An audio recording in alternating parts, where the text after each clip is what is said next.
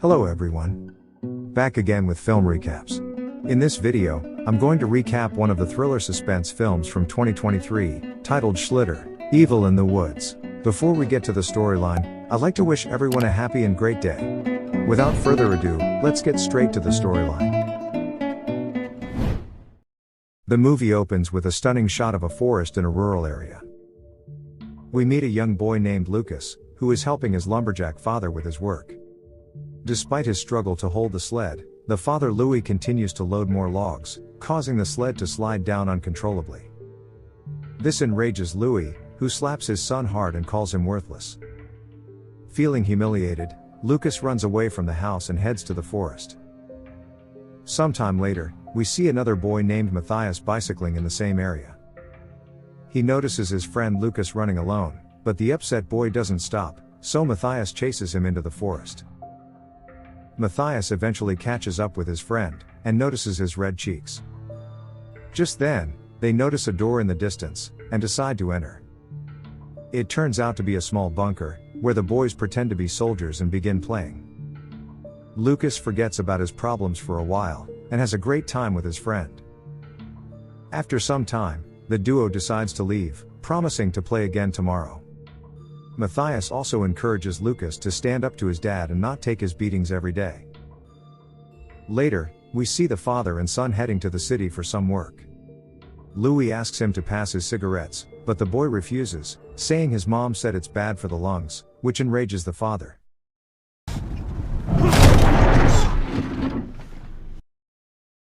But to his surprise, the distraction causes him to run over Matthias, who was bicycling on the road. The poor kid is now dead. But instead of taking responsibility, Louis takes the bicycle, which was stuck in his car, and throws it into the forest. Even worse, he picks up Matthias's lifeless body, and disposes of it in the forest as well. Lucas watches everything in horror, and is too shaken to say or do anything. Louis then silently warns his son not to tell anyone about this incident. Later, their car is stopped by Matthias's father, Francis. Francis explains that he's worried because his son left home in the morning and still hasn't returned, but Louis casually responds that the boy is probably nearby and will return home soon. But just as the car drives away, Francis notices a distressed Lucas in the backseat. In the next scene, Louis is seen attempting to kill Lucas with an axe, but this is when an adult Lucas jolts awake from his sleep, revealing it was just a nightmare. It turns out several years have passed since the incident, but he still can't forget what happened to Matthias. Lucas suddenly receives a phone call from someone, informing him that his childhood home burned down last night, killing both of his parents. He is devastated, so his girlfriend Julie comforts him. Later, we see Lucas returning to the small town to attend his parents' funeral, accompanied by Julie and his best friend, Arnaud. After the funeral, they arrive at the badly burnt house, and the sight breaks Lucas's heart. He describes how the officers said it was nearly impossible to identify the bodies, because they were charred to skeletons. Moments later, Francis, now an old man, shows up in a wheelchair and greets them. Lucas feels awkward seeing him, but introduces him to his friends anyway. He then invites the trio for coffee, but Lucas is expectedly hesitant. Francis mentions that the fire department gave him a box containing Lucas's parents' belongings, so Lucas has no choice but to go to his place and retrieve the stuff. Shortly after, they arrive at the house, and Francis claims that this forest is like his family, and he knows the place better than anyone. The three are also surprised at the old man's strength. Once inside, Francis explains that he was involved in an accident while using a sleigh to carry logs, that left him paralyzed. He wants to show them how the sleigh works, so he takes the trio to his workshop next to the house.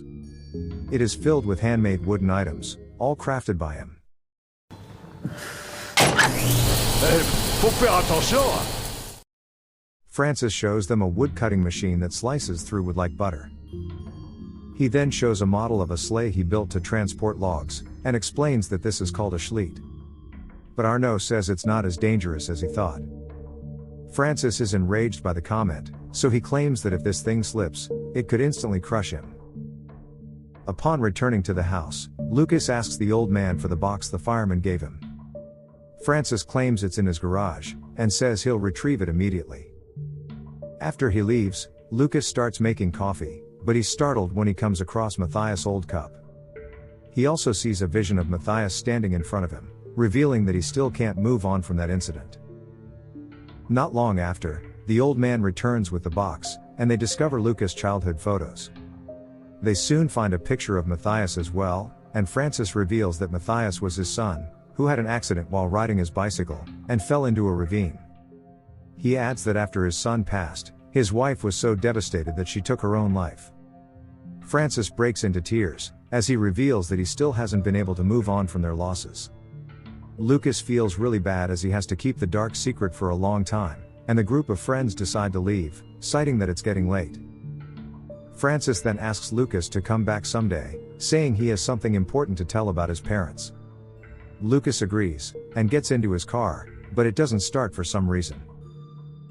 Seeing this, the old man offers to take a look at the engine, but even after inspecting it, he can't find anything wrong. He mentions that he will call his mechanic friend for help. Meanwhile, Arnaud begins inspecting the engine himself, as they are desperate to leave. The old man soon returns with bad news: his mechanic friend is busy, and can only come tomorrow. He offers them to stay for the night, but the trio feels very uncomfortable. Arnaud does his best to fix the car, and eventually figures out that the radiator hose is broken. He then asks Francis if he has a replacement hose of the same size, so the old man brings Arnaud to his workshop. Later, in the workshop, Francis says the hose seems to have been cut on purpose. And then this happens.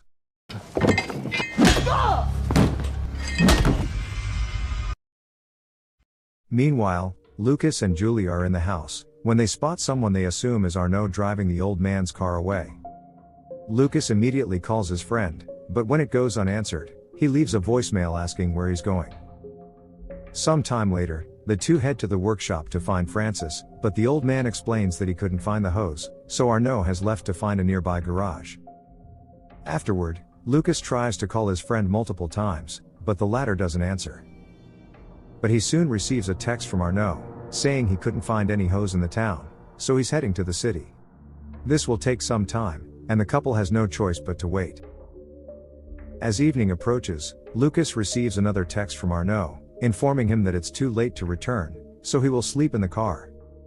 When the old man learns of this, he urges the couple to spend the night here, and offers them Matthias's room. Later that night, while Julie is asleep, Lucas leaves the house to clear his mind. Soon, he returns home and hears a sound coming from a cabinet. Here he is shocked to find Arnaud's phone, and realizes that the guy never left the place. He then enters the workshop to look for him, but instead notices Francis's wheelchair and a wooden door on the floor. But upon checking what's inside, he hears noises and quickly hides. Moments later, Francis comes out of the door, sits on his wheelchair, and leaves the place. Now, Lucas feels that something shady is going on. He wants to find out where the wooden door leads to, not knowing that Francis is aware of his actions. Lucas then heads down, and he soon comes across a dark cellar, and uses an old lamp to light his surroundings. He then comes across a chain door with the padlock open, allowing him to move forward. And then, in a shocking turn of events, Lucas discovers his parents, who are still alive and being held captive.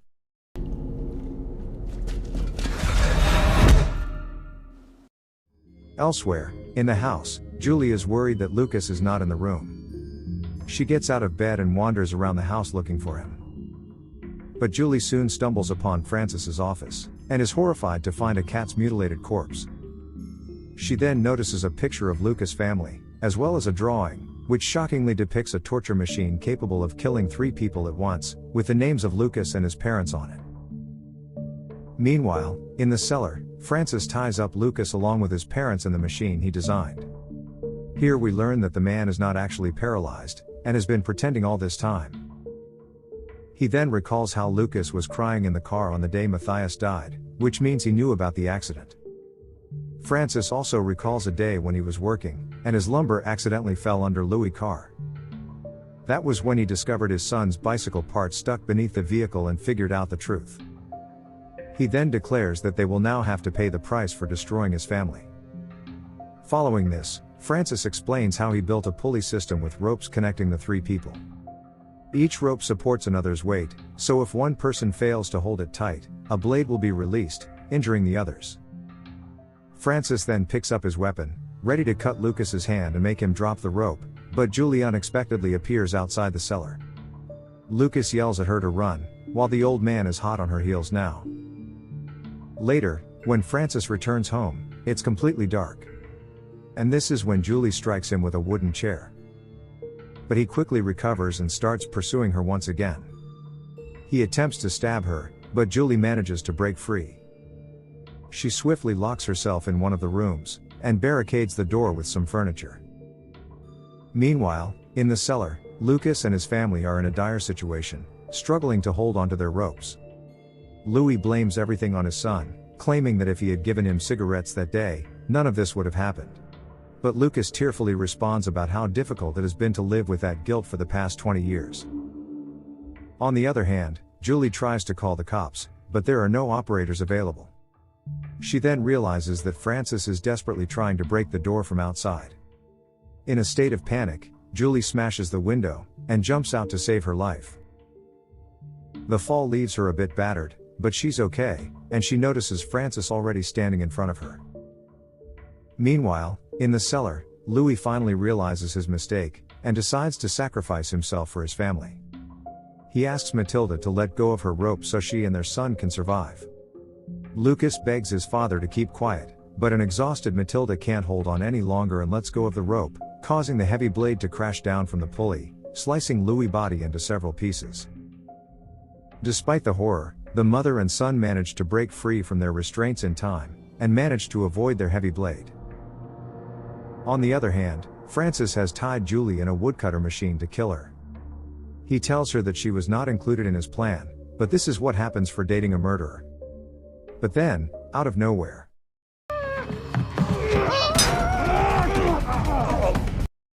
Lucas shows up and attacks the old man. The two engage in an intense fight, but Lucas eventually gains the upper hand and beats Francis down. Lucas seizes a few precious seconds to release Julie, but Francis recovers and activates the cutting machine, while attacking Lucas. Meanwhile, Julie struggles to free herself from her restraints, and manages to turn off the machine. Francis has now gained the upper hand, and is beating the life out of Lucas. But Julie quickly strikes the old man with a hammer, knocking him unconscious. The couple then drags him and throws him down the cellar stairs. After this, Lucas tries to help his mom get out of the cellar, but the poor woman is too weak and unable to move quickly. This unfortunately gives Francis enough time to recuperate, and he quickly pulls out a small knife from his pocket. He then manages to stab Matilda in the leg. But before he can cause any more damage, Lucas quickly gets his mom outside and locks the old man back in the cellar. However, even the wooden door isn't able to hold off the barbarian for too long, and he begins striking at it. Francis eventually gets out, and it turns out that Arnaud is still alive. He's inside a large box, screaming for help. Francis places a Ken on top of the box to ensure he cannot escape. Meanwhile, the remaining three are running into the woods, but Matilda is too weak to continue. Lucas then takes his mom and girlfriend to the bunker he found years ago with Matthias. But as they use a lighter to observe the surroundings, they discover Matthias' mutilated body decorated like a doll, leaving them horrified. Moments later, Francis arrives outside, and locks them in the bunker, claiming that his son is finally not alone. As a result, the three of them are forced to spend the night here and figure things out tomorrow. The next morning, when they wake up, they notice that the bunker door is unexpectedly open. Lucas then heads out alone to check for any danger. But to his shock, he finds Arnaud tied to a Schlitter, which was designed by Francis. It turns out the Schlitter is so deadly that if Arnaud's foot slips, it will immediately crush him to death. Lucas tries to break his ties, but to no avail.